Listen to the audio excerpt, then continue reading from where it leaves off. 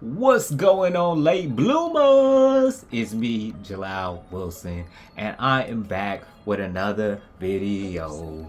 And today's video is about problems and what to do about problems. Specifically is what the video is about. And today I had a lot of problems trying to get this camera set up the way it's supposed to be set up, the way my YouTube editor told me to do it, and it gave me problems. But anyway, we are going to talk about problems and what to do with them. I got 99 problems, but I'm not gonna finish that. But you know what this song is and how it goes, and sometimes problems appear. And to help us do that, we're going back to the well of children's book. Now I'm gonna keep doing these children's book reviews because I think we overcomplicate things when they're really simple. So we're gonna read them in simple languages, what to do with problems. And the book today is called, you guessed it, What Do You Do With a Problem? And this book is written by Kobi Yamada, and I'm hoping I said that right. And it's illustrated by Mae Besom. Okay, so basically, as you can probably guess, this book is about problems. And the book is about,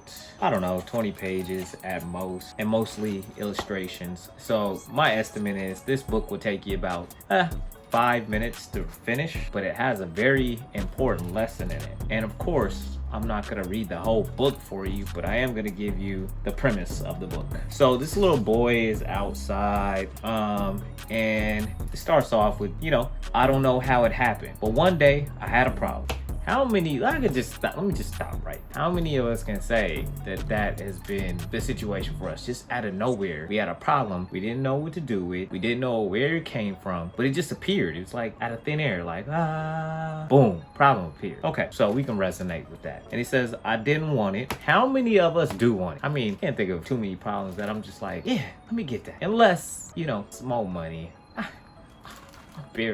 I'll bear the problem of having more, But anyway, I didn't ask for it. I really didn't like having a problem, but it was there. This sums it up right here. I don't even know if we need to read any more of the book, because this helps us understand pretty much what all of us go through on a daily basis, and we just forget as adults how to view it. And this person is trying to teach kids this lesson early. We need to remember, like I always say, we need to remember when we're a kid. So, what does he do with his problem? He started to worry about his problem. And he said, he started to ask himself, why is it here? What does it want? What do you do with a problem? He said, I wanted to make it go away. I scowled at it, I ignored it, but nothing worked. How many times have you tried to ignore a problem only for it to get bigger? And how many times have you tried to get angry at a problem only to make the problem worse? Maybe I'm the only one, but that's definitely me, more than a few times. And so what he notices as he goes through the story, the problem just keeps getting big. He said, I worried a lot. I worried about what would happen. I worried about what could happen. I worried about this and I worried about that. Most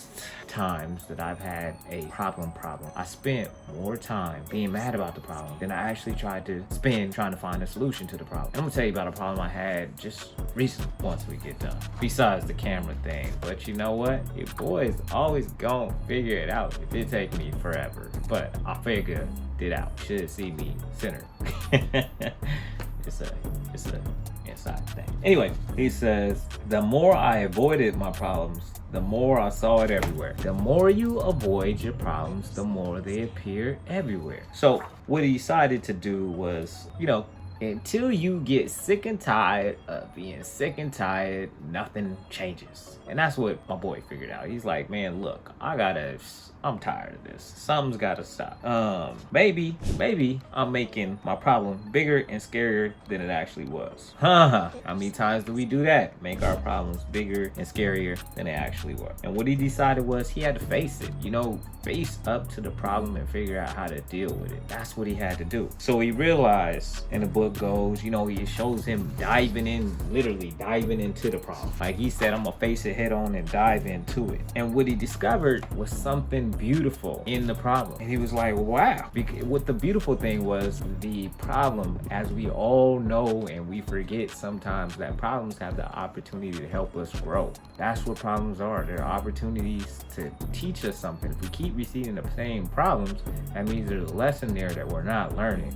And I tend to forget that, especially when you're trying a new journey. You're on this new road, you're doing this new thing, and you just run into situations that you've never been in before, and you're like, man, this is the problem. And a lot of times we turn back instead of leaning into it and figuring out how to a way through it. Leaning into it to find a way through it. Leaning into it to find a way through it. That's what we need to do. But it's hard because we're looking at it like, dang, I don't know what to do with this problem. You know, and it's much easier to go the other way when you see a problem. But so he goes through that journey, and now, you know, towards the end of the book, he sees problems as opportunities. Now he's on his ship, and every time he sees a problem, he's looking at the opportunity. What can he do with that problem? So that pretty much sums up, you know, kind of what the book was about. Still think you should get it and go over it and read it because you need a reminder sometimes. But I'm gonna talk about a problem I had recently. My problem has been focus. I have so many things that I want to get done for this channel, for myself, and for my family, and all these things, and I just haven't been able to focus. And it was really, you know, starting to, you know, frustrate me and stuff. And then I saw it the other day, the answer. I saw it everywhere, actually. Do one thing. See, my problem is I try to do 50 million things, and that's why my brain is here, there, and everywhere, because I'm trying to do too much. So I had to tell myself I have to do one thing at a time. That means even going to the bathroom without my phone. Do one thing at a time. That means in the gym, instead of playing around on my phone or scrolling Facebook, whatever, listening to music, do one thing at a time. If I'm working out, work out. If I'm using the bathroom, use the bathroom. Eating dinner, eat dinner. If I'm cooking, cook. Do one thing. And when I'm working, work on the work. Don't try to work on 50 other things at the same time. Just do that one thing. And that has been hard. It's been hard trying to just do that one thing. And because naturally, you know, you want some distraction, you want something, right? But we have to do that one thing. So for you, you know, what is the problem that you need to dive into? And ask yourself, on your journey to bloom, do you need to just focus on one thing right now? Do you have a bunch of problems and you're trying to put them all out instead of focusing on them one at a time? Because maybe the lesson you learn in this problem may help you on your next problem.